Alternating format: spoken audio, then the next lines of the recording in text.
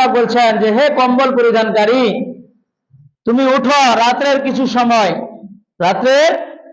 সময় নিদ্রা ছেড়ে ঘুম থেকে তুমি উঠে পড়ো।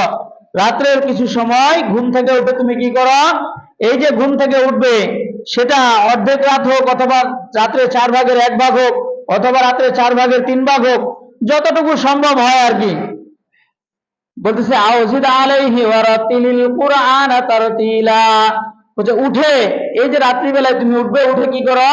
কোরআনুল কারীম তেলাওয়াত করো, কোরআনুল কারীম তেলাওয়াত করো। তো আল্লাহ আলহামদুলিল্লাহ, লাখো কোটি দুরূদ ও সালাম বর্ষিত হোক বিশ্ব নবী জনাবে মুহাম্মদুর রাসূলুল্লাহ সাল্লাল্লাহু আলাইহি ওয়াসাল্লাম, সেই সাথে তার পরিবার পরিজনের প্রতিও আল্লাহ পাকের অগণিত রহমত এবং বরকত বর্ষিত হোক। আমরা সবাই বলি আল্লাহুম্মা আমিন। সম্মানিত উপস্থিতি, আমি আপনাদের সম্মুখে মহান আল্লাহ পাক রব্বুল আলামিনের পবিত্র কুরআনুল কারীমের সূরা মুজাম্মিলের শুরু থেকে কয়েকটি আয়াতে কারিমা তেলাওয়াত করেছি এবং রাসূলুল্লাহ সাল্লাল্লাহু আলাইহি ওয়াসাল্লামের অসংখ্য অগণিত হাদিস থেকে ছোট্ট একটি হাদিস আপনাদের সম্মুখে তেলাওয়াত করেছি। আল্লাহ পাক রব্বুল আলামিন পবিত্র কুরআনুল কারীমের ভিতরে সূরা মুজাম্মিলে আল্লাহ তাআলা আল্লাহ রাসূল সাল্লাল্লাহু আলাইহি ওয়াসাল্লামকে কিছু আদেশ করেছেন, কিছু কথা বলেছেন। প্রথমত আমরা বুঝি মুজাম্মিল এটা একটা শব্দ। মুজাম্মিল শব্দের অর্থ হলো কম্বল পরিধানকারী। আমাদেরকে ঠান্ডা লাগলে আমরা যেমন বিভিন্ন কাপড় চোপড় গায়ে দিয়ে আমরা যেমন ঘুমাই, তো অনুরূপভাবে আল্লাহ রাসূল সাল্লাল্লাহু আলাইহি সাল্লাম উনি রাত্রিবেলায় শুয়ে আছিলেন, কম্বল মুড়িয়ে নিয়ে, কম্বল গায়ে দিয়ে উনি শুয়ে আছিলেন। তো এমত অবস্থায় আল্লাহ তাআলা উনাকে ডাক দিয়ে বলতেছেন যে হে কম্বল পরিধানকারী, ইয়া আইয়ুহাল মুজাম্মিল কুমিল লাইলা ইল্লা কলিলা নিসফাহু আও ইনকুস মিনহু কলিলা আও জিদ আলাইহি ওয়ারাতিলিল কুরআন তারতিলা। আল্লাহ পাক বলছেন যে হে কম্বল পরিধানকারী, তুমি উঠো রাত্রের কিছু সময় নিদ্রা ছেড়ে ঘুম থেকে তুমি উঠে পড়ো। রাত্রের কিছু সময় ঘুম থেকে উঠে তুমি কি করো?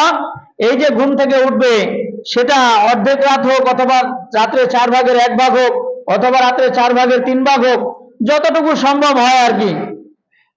বলতেছে আউজিদ আলাইহি ওয়ারাতিলিল কুরআন তারতিলা, বলছে উঠে এই যে রাত্রিবেলায় তুমি উঠবে, উঠে কি করো? কোরআনুল কারীম তেলাওয়াত করো, কোরআনুল কারীম তেলাওয়াত করো। তো আল্লাহ পাক রব্বুল আলামিন উনার উপরে কোরআনকে অবতীর্ণ করেছেন। কোরআনের সমস্ত বিধিবিধান উনি জেনেছেন এবং সব সময় উনি কোরআন তেলাওয়াত করেন। তারপরেও আল্লাহ তাআলা উনাকে লক্ষ্য করে বলছেন যে তুমি রাত্রে নিদ্রায় আরামের বিছানায় শুয়ে থেকো না, বরং উঠে তুমি কোরআন তেলাওয়াত করো, উঠে তুমি কোরআন তেলাওয়াত করো। কেন? আল্লাহ তাআলা এই সূরার শেষের দিকে বলছেন ওয়ালিমা সায়াকুনু মিনকুম মারাদা ওয়া আখারুনা ইয়াদরিবুনা ফিল আরদি ইয়াবতাগুনা মিন ফাদলিল্লাহ ওয়া আখারুনা ইউকাতিলুনা ফি সাবিলিল্লাহি ফাকরাউ মা তায়াসসারা মিনহু। আল্লাহ তাআলা বলছেন যে হাসরের ময়দানে যখন তোমাদেরকে হিসাব কিতাবের জন্য উঠানো হবে, আমি আল্লাহ তাআলা সেদিন যে তোমাদের কাছে হিসাব কিতাব নিব, আমি যে আসমানি একটা কিতাব 104খানা আসমানি কিতাব পাঠিয়েছি, এর মধ্যে সবচেয়ে শ্রেষ্ঠ এবং দামি কিতাব কোরআনুল কারীম যে আমি তোমাদের উপরে পাঠিয়েছিলাম, এই কোরআনুল কারীম কি তোমরা তেলাওয়াত করেছিলে? এই ব্যাপারে যখন তোমাদেরকে প্রশ্ন করা হবে, তখন তোমরা আমাকে কি জবাব দিবে? আল্লাহ তাআলা হাসরের ময়দানে আমরা কি জবাব দিব, ওটাও আল্লাহ তাআলা কোরআনে বলে দিচ্ছেন। ওয়ালিমা আন সায়াকুনু মিনকুম মারাদা, হ্যাঁ আল্লাহ তাআলা বলছেন যে আমি খোদা জানি যে আমি আল্লাহ তাআলা জানি যে এই ব্যাপারে তোমাদেরকে যদি জিজ্ঞাসিত করা হয়, তোমাদেরকে যদি প্রশ্ন করা হয়, তোমরা কি জবাব দিবে, সেটাও আমি খোদা জানি। কি বলছে? ওয়ালিমা সায়াকুনু মিনকুম মারাদা, তোমাদের মধ্য থেকে কিছু মানুষ সেদিন তোমরা বলবে যে আল্লাহ, আমরা দুনিয়াতে অসুস্থ ছিলাম, এই অসুস্থ থাকার কারণে আমরা দুনিয়াতে কোরআন তেলাওয়াত করতে পারি নাই। ওয়ালিমা সায়াকুনু মিনকুম মারাদা ওয়া আখারুনা ইয়াদরিবুনা ফিল আরদি ইয়াবতাগুনা মিন ফাদলিল্লাহ, আর কিছু মানুষ তোমরা বলবা যে আল্লাহ, দুনিয়াতে আমি আমার স্ত্রী সন্তান এদের খাবার জোগাড় করতে গিয়ে রুটি রিজিকের পিছনে পড়ে আমি সময় নষ্ট করে ফেলেছি, আমি উপার্জন করতে গিয়ে কোনো সময় পাই নাই, এই জন্য কোরআন তেলাওয়াত করতে পারি নাই। এটাও তোমরা জবাব দিবা আমাকে। وآخرون يقاتلون في سبيل الله فاقرؤوا ما تيسر منه।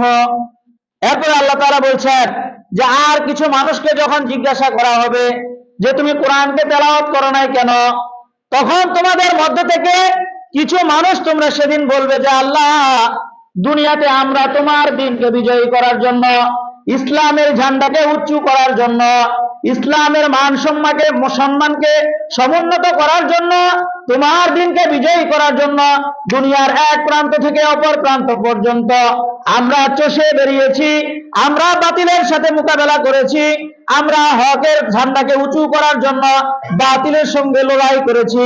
এই লড়াই করতে গিয়ে আমরা কোরআন তেলাওয়াত করার সময় পাই নাই। কয়টা কথা?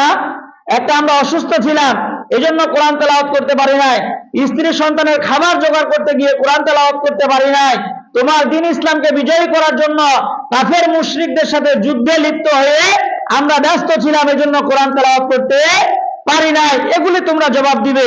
এরপরেও আল্লাহ বলছেন যে ফাকরাউ মা তায়াসসারা মিনহু, এরপরেও তোমার যতটুকু সম্ভব হয় তুমি কোরআনকে তেলাওয়াত করো। অর্থাৎ আমরা দুনিয়াতে যে কাজে যতই ব্যস্ত থাকি না কেন, তারপরেও কিছু না কিছু সময় যেন আমরা কি করি, কোরআন তেলাওয়াত করি।